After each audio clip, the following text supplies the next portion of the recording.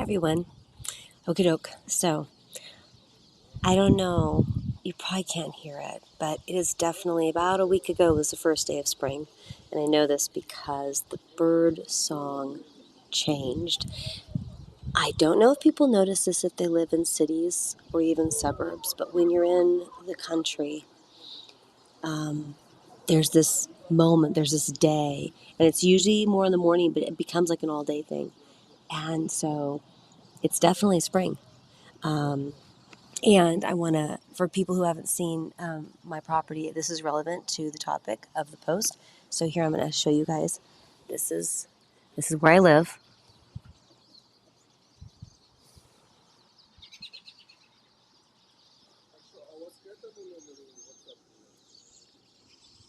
Okay, so for the last 20 years, um, we've been developing this property, and we bought it. Moved in Friday, the 18th of December, 2004, and the property was purchased for $380,000.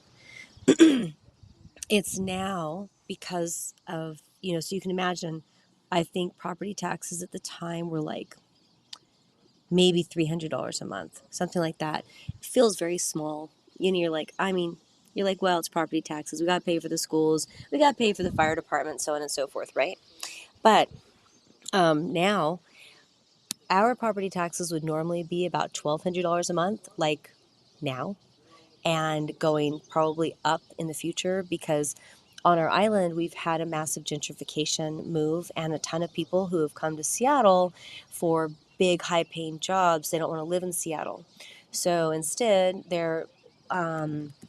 when they're headhunted, they're usually brought out also to Vashon, and they're shown how it can be so beautiful to live here, and you just take the ferry and to work and stuff, or you telecommute. And so my house right now is probably worth about $950,000. But that's like stock. So, people, their stock prices will go up and they go, oh, look, I've made so much money. And haha, no, you haven't. Until you sell it, you've made absolutely nothing. And that at least you can sell it, right? And then you can realize the gain. But with stocks, when you sell stocks, you don't have to pack everything up and move. So to realize the gain when the real estate market says that your house has more value, even though it's 20 years older. So physically it's depreciated. Granted, I've actually added a garden and a bunch of fruit trees and things like that, but we've definitely not done anything to the property that would justify the value going up. However, because a lot of people want my house, so you could look at this almost as like real estate predation. The value is higher. So, of course, the government, through property taxes, says, hey, guess what? Your house is worth blah, blah, blah. So, the reason we only pay $800 a month in property taxes and not $1,200 is because it actually enrolled us in a government program that preserves all of this land because it has value as preserved land. And therefore, we actually can't develop it. So I'm paying $800 a month forever tax, and it'll go up over time. So it's an increasing forever rent to the government for land that I can't even develop. That the platform out there was already there when we moved in. So, of course, what does this do to communities? It drives out the elders, it drives out a lot of people. It can even become so onerous that people in the middle of their life might no longer be able to afford their home. And it makes it very hard for Americans to do the thing that homeownership was designed to do, which is to allow generational wealth to develop. Because if my generation spends the 30, 40 years working to pay off the mortgage, and then we hand the property to our children, that spares them having to spend, let's say at least 20 to 30 years each to go out and purchase a home because they love their childhood homes. And it's big enough for both our boys to live here with partners and kids.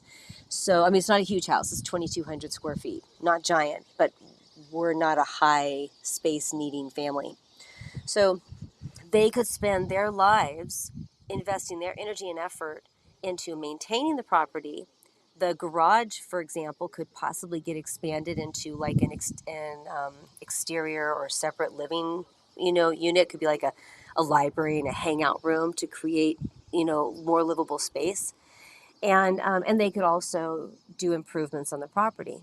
So they would have an easier life. They would have a healthier life. They would have more energy and time available for benefiting their community and taking care of community members who are in need.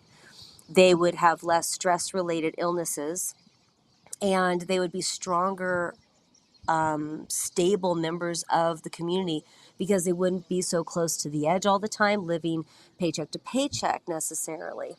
So then you go on to the next generation. And the reason this resonates for me is because I know people who live in Portugal and Spain and other countries where they're living in a home that's been in their family for like 4 or 5 generations. And they can tell you what each generation did. And now they have these really, really well developed, super awesome communities where a lot of the people who live around you, they can help you out if you need help. People are not quite so strapped, stressed, and anxious, and you actually know each other. Your children are motivated to come back and live in the community they grew up in, so you end up with a greater, deeper wisdom as far as the history of your locale. Just really good.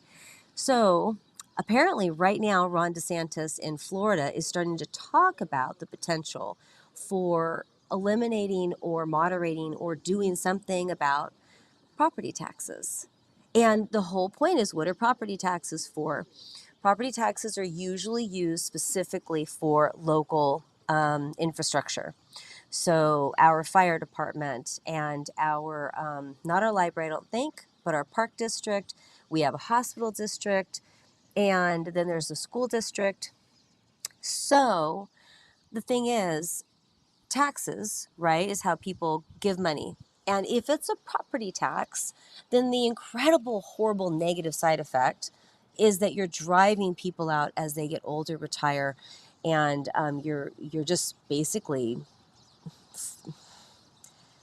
just shoving people out of the way to make room for other people to come in. And then those properties are being purchased over and over and over and over again, which means that they're always being owned by a bank who's charging interest. And so you have basically banks constantly making profit off of the land that never gets owned by anyone because no one ever feels like they can stay past their peak years of income earning.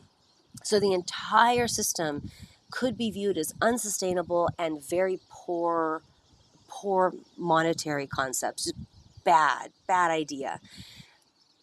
So I have had an idea, and I'm going to put that out there right now, which is that I think when a person purchases a home, that the property tax gets frozen at what it was when you bought the house. So I bought this house for $380,000.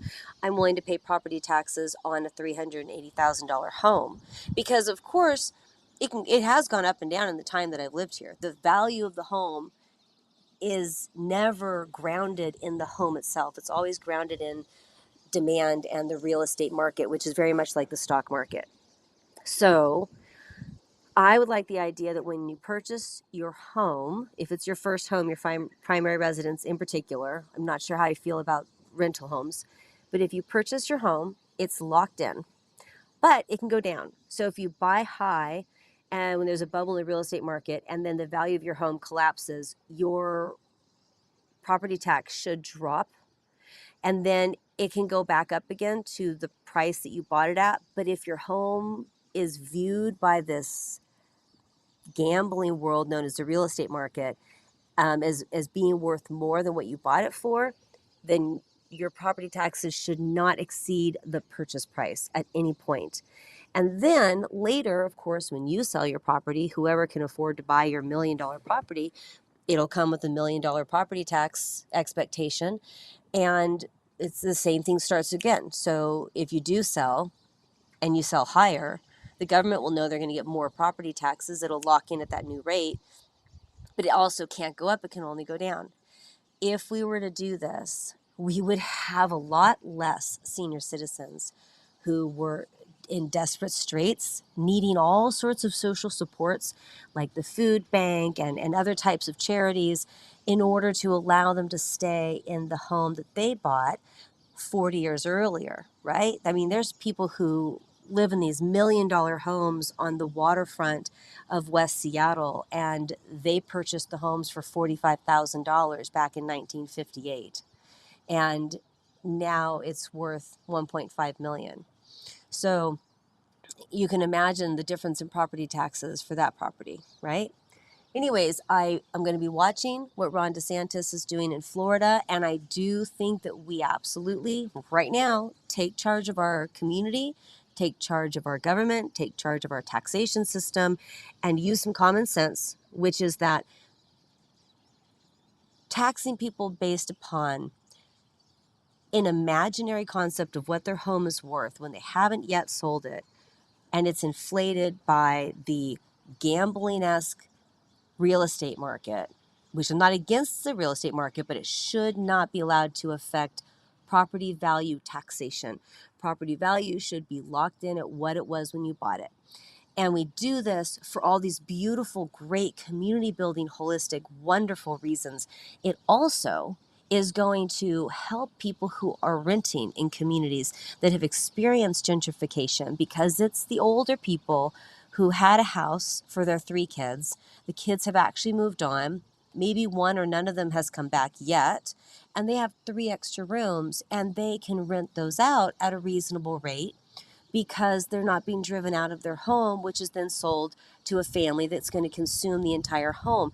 So making it possible for the elderly senior citizens to stay in their lifelong home creates rental opportunities, which my community, for example, desperately needs. And which I, of course, this year I've explored having renters in 2 rooms in my house because both my boys have grown up. And I love that I have these beautiful people living with me, and that I can share this beautiful property and beautiful home with these people through these rooms that I can rent to them. And that makes me feel like I'm doing a good thing for my community. So anyways, we all need to be thinking on top of everything else. There are lots of ways to make things better in the world, and property taxes are a problem right now. And let's talk about it and come up with a better solution. Okie dokie, that's my thought for the day.